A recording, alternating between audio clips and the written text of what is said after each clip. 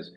Então, o pessoal que está aqui no Beleza. Instagram, convido vocês a virem no YouTube conosco, que a gente está ao vivo e a cores já com um slide falando da mecânica cervical, né, biomecânica cervical e as suas relações aí com a posturologia.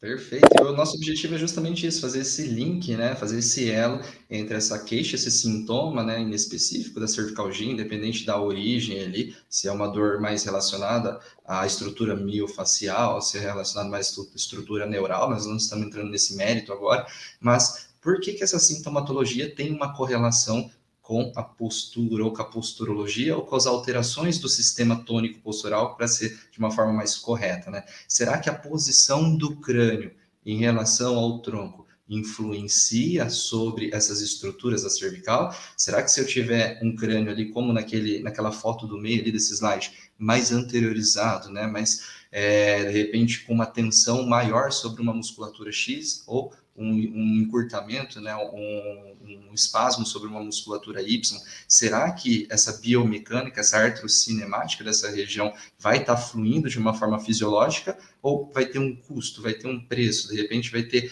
algo ali que, como não é fisiológico, algo diferente pode estar acontecendo e gerando aquele sintoma. Então, até para quem não é fisioterapeuta, ou não é posturólogo, ou não é da área da saúde, eu tenho certeza que vai ficar bem claro de você entender e perceber como que a posturologia atua sobre as queixas cervicais ou as cervicalgias de várias formas, tá? Vou mostrar para vocês como que a gente atua de acordo com a disfunção, ou seja, de acordo com o captor que está em alteração, que está levando a esse resultado final, que é o sintoma. Então, nós não tratamos o sintoma, nós não tratamos a cervicalgia. Posturologia não trata a cervicalgia, trata sim a causa da cervicalgia, que está, na verdade, relacionada aos captores em disfunção que modificam o sistema tônico postural, como eu vou apresentar para vocês. Então, a pergunta, né, inicial, será que aquela cervicalgia, será que aquela dor pode estar relacionada com a mudança da posição da cabeça do meu paciente em relação ao tronco, ou a uma escoliose, né, algum desvio, um ombro mais baixo, um quadril mais baixo, ou uma báscula de uma pelve? Será que isso pode estar influenciando lá na minha cervical? Será que uma pisada, o Christopher, que é o nosso mestre da pisada, Christopher, conta pra gente, será que uma pisada pode influenciar também sobre toda a artrocinemática da cervical? Pode ou não? Conta pra gente, pode adiantar? Eu acho que sim, hein? Eu vejo muita relação clínica nesse eixo axial aí. Quando eu falo de eixo axial, a gente se refere à coluna, mas eu já puxo até os pés, pensando no eixo de gravidade desse paciente. Para mim, faz muito sentido. Faz muito sentido que exista uma correlação aí entre, né, desde a pisada até a posição de cabeça, e assim como outras cocitas más que o Ítalo vai trazer para nós que possa ter relação aí logo mais, tenho certeza disso. Isso, então até os pés, né, pessoal, para vocês verem como isso é tão incrível, né? O corpo é uma unidade, então é indivisível. A gente sabe que uma alteração podal ali no captor podal nos pés pode influenciar assim de forma ascendente e repercutir na posição do nosso crânio, porque nós temos um deslocamento de centro de gravidade, de centro de massa. Então, nós temos compensações e adaptações que vocês vão entender hoje, que podem gerar uma mudança de tensão, de repente de cisalhamento, entre outras, sobre as estruturas cervicais. Então, primeira coisa que nós temos que entender, nós temos várias estruturas ali, né? Nós temos estruturas do sistema osteomioarticular, então nós temos músculos, nós temos tendões, né, ali as extremidades musculares, nós temos os ligamentos, nós temos fáscias, nós temos membranas. Então, todas essas estruturas são inervadas, elas têm sensibilidade, elas podem gerar dor, e cada uma dessas estruturas tem um padrão de dor que nós, como fisioterapeutas, temos a capacidade de identificar, né, através de teste e avaliação, e na posturologia nós conseguimos também ter testes específicos para ver o padrão dessa dor. E além disso, nós temos ossos também, né, nessa região. Clavícula, escápula, as costelas, né, as primeiras costelas ali, nós temos as vértebras ali que são tão importantes, né, normalmente quando tem uma dor cervical, né, Christopher, não sei se isso acontece com você também, o paciente já chega com o exame de imagem, né, ele quer que você olhe as vértebras, os discos, né, então nós temos vértebras, Estrutura. discos, a estrutura, né, ele quer ver um parâmetro maior, porque para o paciente, e às vezes para alguns médicos, doer o pescoço tem que ser algo vindo da coluna. E, Christopher, você sabe que é muito, completamente diferente isso, né? Ítalo, será que teria dentro da posturologia, que nem você falou, testes, né, para a gente descobrir, mas será que a gente teria ferramentas para ver se com a posturologia a gente consegue melhorar a dor do paciente de forma instantânea, em determinado movimento, a gente consegue fazer isso? Christopher, grande pergunta, tá? Porque muitas vezes a gente pensa em posturologia, às vezes parece algo a longo prazo, né? Parece algo assim que, eu vou ter que melhorar a postura, isso demora anos para melhorar a dor. Não, vocês vão ver que não é bem assim. E guarda essa pergunta, Christopher. Eu quero que você me pergunte ela no último slide, na hora que for passar o vídeo do nosso caso clínico, porque hoje nossa live, né, nossa aula de hoje é relacionada a um caso clínico, e eu vou mostrar um caso clínico que vai responder essa pergunta do Christopher, tá? E então nós temos ali as estruturas, né, músculos, ligamentos, fáscias, nós temos os discos, né, nós temos ali a nossa coluna com os discos intervertebrais, e é claro, falando de disco, falando de coluna, nós temos os nervos, né? Nós temos a medula, nós temos as raízes nervosas, Importante. tanto motoras como sensitivas. Então, se nós pensarmos, né, raízes anteriores ali motoras e posteriores sensitivas, nós temos uma tônus, nós temos uma influência sobre também a função do músculo, claro, de forma motora, e também nós temos a repercussão sensitiva, nós temos a sensação dolorosa que está relacionada a essas raízes. Então, quando nós temos uma alteração dessas estruturas da artrocinemática ou qualquer disfunção nessas estruturas, nós não estamos pensando só em músculo, não só em ligamento, né, não só em osso, em desgaste, né, como os pacientes muitas vezes falam, acho que eu tenho um desgaste, que é isso que está gerando minha dor. O desgaste pode estar ali, a artrose pode estar ali, porém, a estrutura que está te levando a esse sintoma é a X, é a Y, e ela está sofrendo por conta disso, e nós vamos intervir agora na causa. Então, além da estrutura neural, nós temos as estruturas vasculares também. Nós temos artérias, nós temos veias, que são extremamente importantes e muitas delas estão ali em conjunto com os nervos, né? Em companhia de grandes nervos, de nervos importantes. Se a gente pensar, por exemplo, no desfiladeiro torácico ali, né? Muitos pacientes já acham, apertei um botão aí, Cris. Eu estava querendo que torácico? você não dissesse isso para ver se já assistindo pudesse fazer uma correlação de uma possível disfunção, né, em cima da posturologia aqui. Mas bacana, vamos lá, vai ter mais para nós falar, com Não, mas certeza. vai ter mais. Gente, olha só, mas não teve como não falar. Olha essa imagem, Christopher. Se a gente ver essa terceira imagem, essa Chama última muita imagem, a quarta imagem, atenção, exatamente. não tem como a gente não pensar naquelas Chama pessoas muita que atenção. chegam com a síndrome de desfiladeiro torácico. E é interessante, pessoal, porque se a gente vê, igual eu falei para você, é uma estrutura óssea, estrutura muscular, estrutura neural, estrutura vascular. Nós temos várias Exato. estruturas que podem gerar dor e, além disso, além delas gerar o sintoma da dor, elas podem repercutir sobre outras estruturas. Por exemplo, a artéria subclávia vai nutrir o músculo subclávio, tá? Então, se nós tivermos uma compressão sobre essa artéria, por uma membrana, por qualquer disfunção a nível de clavícula, por exemplo, de primeira costela, nós podemos ter uma diminuição do fluxo sanguíneo na nutrição desse músculo. Esse músculo pode entrar em espasmo, pode gerar dor, enfim, nós sabemos toda a fisiologia que acontece com o músculo que trabalha de forma anaeróbica. Então, é importante a gente entender que não é só músculo, tá? Isso que eu quero que vocês vejam bem hoje, porque até as estruturas vasculares podem sofrer. Então, se a gente pensar aqui nessa foto, né, olha só como que essa região, esse triângulo, né, o triângulo das Bermudas ali, desfiladeiro torácico, como que ele é tão importante quando nós pensamos na posição do ombro e na posição da cabeça, né? Então, a relação cabeça, ombro, né, região torácica, tem uma importância muito grande sobre o tal desfiladeiro. Então, muitos pacientes, às vezes, não melhoram, parestesia, né, aquelas dores de trajetos pelos membros superiores, podem estar ligados a tudo isso que eu vou falar para vocês hoje.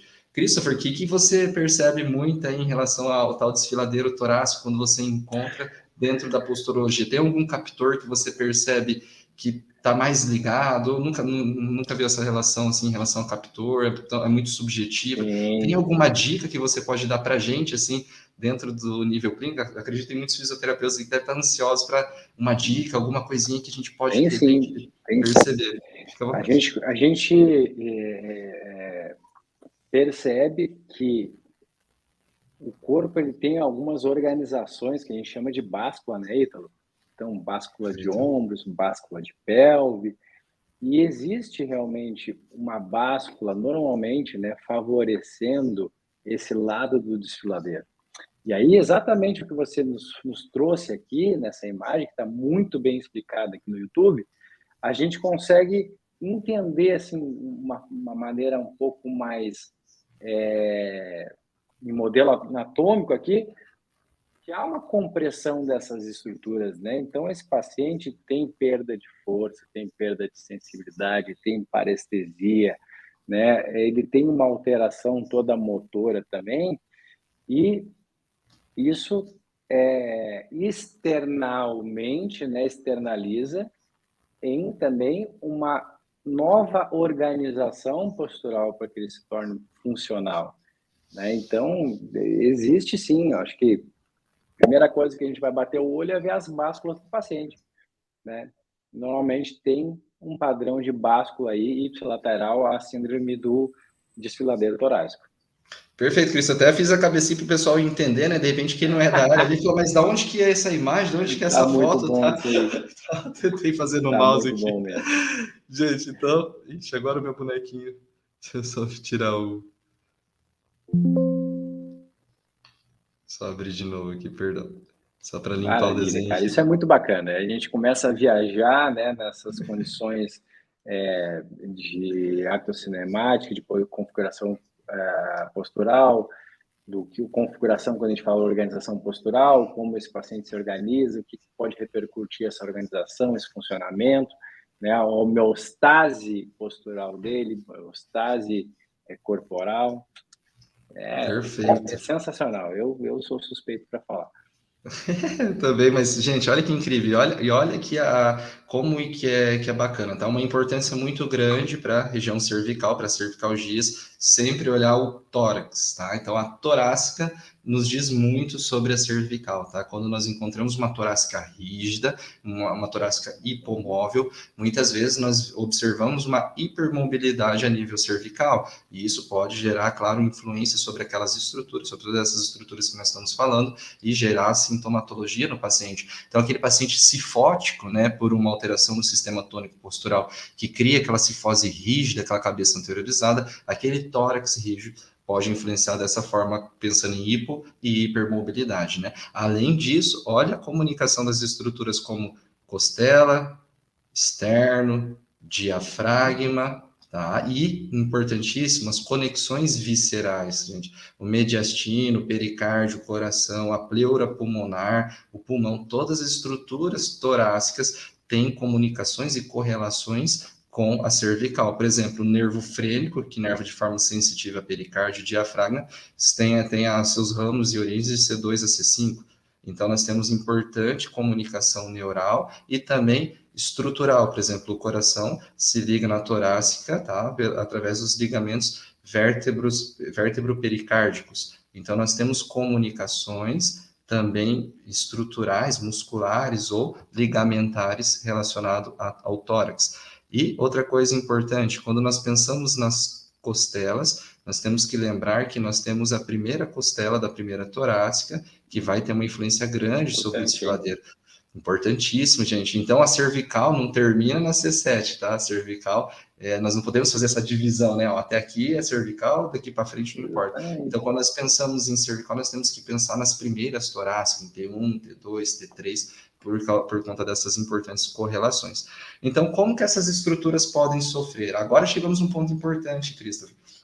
Alterações biomecânicas, tá? Então, essa relação da torácica, da escápula, nós temos músculos ali, como o elevador da escápula, que vai ter uma comunicação muito grande com a região cervical, com a escápula. Então, a biomecânica escapular tem uma influência muito grande. O tórax, como eu falei, uma rigidez torácica, a ATM, articulação temporomandibular, pelo temporal, tá? Por correlações de músculo, como esternocleidoccipito mastoideu, por exemplo, e também pela mandíbula, tá? Então, a minha mandíbula, ela tem músculos que vão se relacionar com o iode e com toda a cintura torácica. E, é claro, pelas relações viscerais, como eu falei para você. Christopher, conta aí um pouquinho para a gente da sua experiência aí após você avaliar essas estruturas. O que você percebe de tudo isso que você está olhando aí dessa imagem? qual que você percebe que gera mais sintomatologia? São as parestesias ou dores neurais, as dores mais musculares, mais miofaciais, né? Ou aquela dor facial, o paciente fala, ai, arde. Quando eu faço o movimento, queima, né? Ou, de repente, uma dor mais vascular, né? Aquela dor que gera até, de repente, um sintoma de edema. O que você percebe que normalmente são mais origens de sintomas e não de causas, tá? O que você percebe mais? Conta pra gente. Perfeito. Eu sempre, associado a toda essa visão que você está trazendo para nós, eu faço alguns testes também para ver se, por exemplo, se existe um posicionamento, se pode ser uma teste clínico de hérnia, seja um teste de compressão axial, um teste de alívio, né, cervical, um teste de spurning, que a gente vai tentar buscar ver se existe uma compressão de raiz póstero, lateral, né, lateral. O que vai acontecer na radiculopatia? Se vai aumentar essa radiculopatia desse paciente. E a sintomatologia, como você falou, né, uma parestesia, perda de força. Então, o que eu imagino, né? Se a gente conseguir dividir, pensar que existe, não dividir, eu ia falar de quadrantes de zona de hérnia, mas eu vou deixar esse raciocínio para depois, tá? Se a gente pensar que existe algumas hérnias, quando não é um abaloamento, aqui a gente já está trazendo para um caso de hérnia, essa cervicalgia, né? Que pode ser muscular também, mas essa cervicalgia, mas já trazendo para o caso de hérnia, que dependendo do meu posicionamento da cabeça, como você apresentou no primeiro slide lá, com certeza, se eu já tenho uma predisposição, algo que já esteja ali apto a desencadear, né, uma disfunção, uma dor, uma patologia, uma hérnia de disco no meu paciente, e eu tenho um posicionamento favorável de compressão em cima daquele quadrante, que eu disse que não ia falar sobre isso, enfim, daquela zona que já tem a projeção do núcleo pulposo, enfim, eu vou piorar o sintoma do meu paciente, né? Então, por que o paciente se organizou daquela maneira e aumentou aquela compressão sobre aquele quadrante que já está propenso a herniar, ou já tem um abaloamento, ou já tem uma hernia discal? Então, a gente consegue também, dentro da posturologia, organizar, ver de onde vem isso aí. Ah, isso vem... não vou matar, não vou Não falar mais. adianta a aula, não adianta o Não vou slide. falar, não vou adiantar a aula. Eu já sei que, Não então, adianta. o Ítalo vai trazer para vocês, com certeza, algumas possibilidades aqui, por que o corpo está organizado, né, dessa maneira. Então, é muito interessante que a gente consegue, a gente não está pulando etapas com a posturologia. Nós seguimos o mesmo raciocínio biomecânico, testes clínicos, também vemos exames de imagem, mas a gente sai um pouco mais fora da caixa. A gente quer saber por quê, né? O porquê antes do resultado. Né? Por que levou aquele resultado? Que seja uma compressão só do nervo suboccipital no posicionamento de cabeça que gerou uma cervicalgia, se é um problema XYZ, deixar para o Ítalo falar logo mais, ou se já é uma propensão, uma hérnia. Então, por que aconteceu isso aí? Né? E é isso que a posturologia nos traz, né? Nos traz essa visão de fora para dentro. Eu acho essa construção de dentro para fora também do que o paciente apresenta para nós em consultório. E eu quero parabenizar, Ítalo, todos que estão aqui. Hoje eu estou muito feliz porque o pessoal está dando like, está mandando no direct. Nossa live está aumentando aqui no YouTube. E eu estou muito contente que a gente... Porque essa aula merece. Essa aula merece porque a gente está entregando muito conteúdo. Tá Então, vocês estão demais. de parabéns. Estão de parabéns. Ainda dá tempo, manda um aviãozinho para o colega ali, aqui embaixo, ó. Clica ali, manda para o colega, convida, porque agora a gente vai começar a destrinchar, né? Vai começar agora a fazer as conexões, as relações que o Ítalo vai trazer para nós. E eu subi aqui, tô vendo o pessoal comentando, Cris, essa eu vou ter que ler aqui, ó, a Bilela, nossa querida Bilela, grande amiga, paciente, ela escreveu, eu tenho desfiladeiro Já sofri muito, minha salvação foi o Dr. Ítalo, não sinto mais dor. Olha que maravilha, obrigado, né? Mas eu Maravilha. até vou estender esse mérito, na verdade, para a posturologia, para tudo isso, todo esse conhecimento que a gente está trazendo aqui hoje, tá? Então, você é uma prova de que tudo isso que a gente vem, que a gente traz, realmente se aplica e gera resultado positivo a nível clínico para vocês, que são realmente o objetivo de tudo isso, né? Os pacientes, a gente quer trazer tudo isso para... Eu falo que, igual o Christopher fala, né, que se a gente acende um fósforo aqui, a gente consegue iluminar a nossa volta, né? Mas se a gente sai acendendo vários e vários, vários, a hora que vê, a gente Com consegue certeza. iluminar muita coisa. Então, nosso objetivo realmente é espalhar essa luz da posturologia para que vocês atinjam esse grande objetivo de ficar bem, sem dor. Pessoal, olha que bacana. Então, essas alterações biomecânicas, tá? Como nós falamos ali da torácica, da escápula, mudanças, ou seja, na artrocinemática, origem, inserção, né? Eu posso gerar o quê? Um estiramento, uma tensão sobre uma estrutura, seja ela muscular, ligamentar ou facial. Eu posso gerar uma retração, um espasmo sobre essa estrutura, né? Aproximando origem, inserção, aquele músculo, de repente, trabalhando com nutrição ruim, recebendo pouco aporte sanguíneo, pouco oxigênio, trabalhando de forma anaeróbia, entrando em espasmo, gerando tudo esses sintomas que nós conhecemos. Por compressão, né, nós podemos comprimir um nervo, comprimir um disco, nós podemos gerar cisalhamento, um movimento não fisiológico. Vocês já pegaram uma laranja e colocaram num espremedor e rodaram, tá? Esse é um movimento de cisalhamento, pode acontecer num É. menisco, pode acontecer num disco intervertebral, e são movimentos não fisiológicos para o disco, de repente, para os anéis fibrosos que têm uma predisposição para fazer um movimento diferente e não receber um cisalhamento. Nós temos também as alterações posturais, por isso que eu e o Christopher sempre falamos, avaliar a postura é importante, tá? Mas não só ficar marcando lá que o ombro está mais baixo, que o quadril está mais baixo, sem saber um porquê, sem ter um objetivo, sem entender. Christopher, fala para mim do Exatamente. modelamento posturológico, da importância de avaliar nesses casos de cervicalgia. Eu acho que o modelamento posturológico, não acho, mas tenho certeza, né? Ele é o parâmetro maior.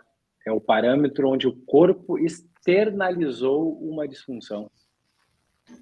E a partir do modelamento posturológico, nos leva a caminhos, né? A testes, a caminhos, a estudar sistemas, que logo o Ítalo vai falar, para dizer, olha, essa organização postural se encontra dessa maneira devido a isso. Então, o modelamento postural e posturológico ele é fundamental hoje na minha avaliação clínica e para a minha conduta clínica também. Eu não consigo atender mais meu paciente sem que ele passe por um modelamento posturológico. Seria impossível hoje fazer isso aí. E essas configurações posturais mostram sinais e dicas importantíssimas para nós agariarmos, né, parâmetros importantes para nós conduzirmos uma avaliação X ou Y para sermos mais específicos, tá? Então, é muito bacana porque a postura, as alterações posturais são, como o Christopher falou, são um resultado ali de compensações, de adaptações que esse sistema tônico postural teve que fazer. Então, nós entramos agora num quarto item que completa tudo isso, né? Como que essas estruturas podem sofrer? Através de eferências tônicas não fisiológicas do sistema nervoso central, orquestrada pelo sistema tônico postural, pelo STP. Como isso, Ítalo? Ó, nós temos músculos antigravitacionais, não temos? Nós estamos em pé, muitas vezes, porque ali o quadríceps, reto femoral, entre vários músculos, estão o tempo inteiro mantendo uma contração fisiológica, assim como o nosso trapézio para enfrentar a gravidade, músculos que colocam a nossa cabeça centralizada, de forma centralizada, nós temos o tempo inteiro um tônus X, um tônus fisiológico. Porém, como resposta do sistema tônico postural, como uma resposta eferente ruim, uma resposta eferente de forma não fisiológica, aquele tônus daquele músculo pode estar aumentado para gerar essa compensação e essa adaptação necessária para aquele indivíduo sobreviver. Uma adaptação na posição da cabeça, por conta de uma alteração visual ou oculomotora, ou por conta de uma alteração dentoclusal. Olha, já estou dando dicas aí. Ah, será que uma alteração visual ou oculomotor ou uma alteração dentoclusal pode mudar a posição da nossa cabeça? Será? Para frente, anteriorizando, posteriorizando a cabeça em relação ao tronco, ou inclinando, ou rotacionando para ter o melhor foco? Será, Christopher? E será que uma mudança na posição da cabeça mantida por dias, meses, anos não vão influenciar nessas estruturas que nós acabamos de citar? O que você acha? Eu tô certo disso, eu não tenho sombra de dúvidas que você sabe tanto quanto eu e muitos que estão aqui que são posturólogos, são nossos alunos, aí eu também, ó, Tiagão, ó, com certeza, né? Com certeza Perfeito. vai mudar. E aí é o que eu trouxe, é o que eu expus antes, exatamente. Se esse posicionamento ele favorece a uma disfunção, né? Que quem sabe já seja uma disfunção ou em cima de uma patologia pré-existente, né? Por que não quitar? Por que não tirar essa compressão, né? Essa sobrecarga de cima, organizando então o posicionamento, que nem você falou, linha visual, eixo óptico, relação mandíbula, enfim, classe oclusal, coisas que vão organizar, né, essa cabeça em cima da cervical, essa cervical em cima do tronco, essa distribuição muscular e equilíbrio. Nós temos, né, toda essa musculatura que une cabeça, pescoço, tronco, tórax e faz esse triângulo superior que é o ombro aqui. Então, sem sombra de dúvidas, sim, Ítalo. Eu digo que sim, que faz toda a diferença. E faz lembrar do desfiladeiro, né? Então, imagina essa mudança da posição da cabeça relacionada ao tal desfiladeiro Exatamente. torácico. E, gente, olha que legal, que especial isso. Aquela pergunta, a grande pergunta que o Christopher fez, né? Será que os pacientes com cervicalgia, quando tratados pela posturologia, já melhoram de forma imediata, de forma rápida, ou isso é a longo prazo? A resposta para que sim, que eles melhoram de forma imediata, é justamente esse quarto item. Porque tem gente que pensa assim, mas daí ele vai ter que mudar a posição da cabeça para melhorar o sintoma, só vai melhorar a hora que eu mudar a postura dele. Não, porque nós não estamos pensando na postura que é o resultado final, mas sim nesse impulso eferente que está mudando o tônus desse músculo. Então, quando eu desarmo isso, mesmo antes do corpo se adotar um novo enneagrama postural, antes dele voltar, de repente, àquela posição fisiológica, né, nós já temos a melhora. Por quê? Porque nós estamos trabalhando com um sistema neuromotor e neurosensitivo. Então, nós temos que entender que mudando um tônus do músculo, muitas vezes, aquele disparo neural, aquela sensação de dor, se cessa naquele momento. Tanto que nós temos testes, tá? Como o Heineken teste, por exemplo, que nós ensinamos na formação, que imediatamente o paciente melhora um sintoma ou um parâmetro, de repente aquela cervical que ele não conseguia girar por um aumento de tônus por dor, de repente, em poucos segundos, em um minuto, ele consegue fazer um movimento diferente. Ele fala, o que aconteceu que você fez? E mudou, aqui eu estou conseguindo mexer e antes eu não mexia. Então, isso sim é assertivo com a posturologia, porque sim, nós conseguimos desarmar um sistema neurológico ou neuromotor a partir de quando nós identificamos a real causa daquela eferência, além da fisiologia, ou como coloquei, uma eferência tônica não fisiológica. Christopher, à vontade, antes da gente passar para o próximo slide. Claro, eu não podia perder o gancho, porque você falou sobre o Heineken Test, né? E assim como existe muitos outros mais, mas eu sei que o Heineken Test faz parte do nosso conteúdo programático que nós vamos dar na Semana da Posturologia, que é uma semana gratuita certificada que vai acontecer. Então, a gente já vai estar ensinando, né? Trazendo, olha só, você vai atender paciente com cervicalgia e vai poder fazer um teste diferencial para ver se tem relação ou não, se melhora a amplitude de movimento, se alivia a dor, enfim. Tudo isso a gente vai ensinar de forma gratuita, tá? Na Semana da Posturologia. Então, já fiquem ligados conosco aqui. Por que ficar ligado conosco? Porque aqui a gente já está trazendo muita informação, e é muita informação de curso pago, né? Curso que a gente traz em sala de aula. E a gente traz isso, traz outras informações mais quando chega na hora do nosso curso presencial ou no MPI 2.2, mas vale a pena já nos acompanhar, vale a pena curtir o canal.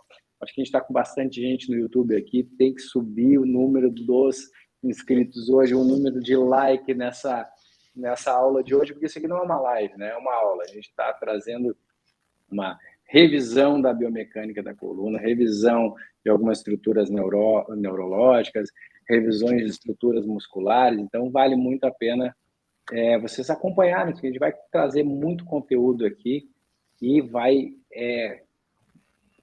deixar palpável isso ali na nossa formação, vai ser gratuita e certificada em posturologia integrada, tá?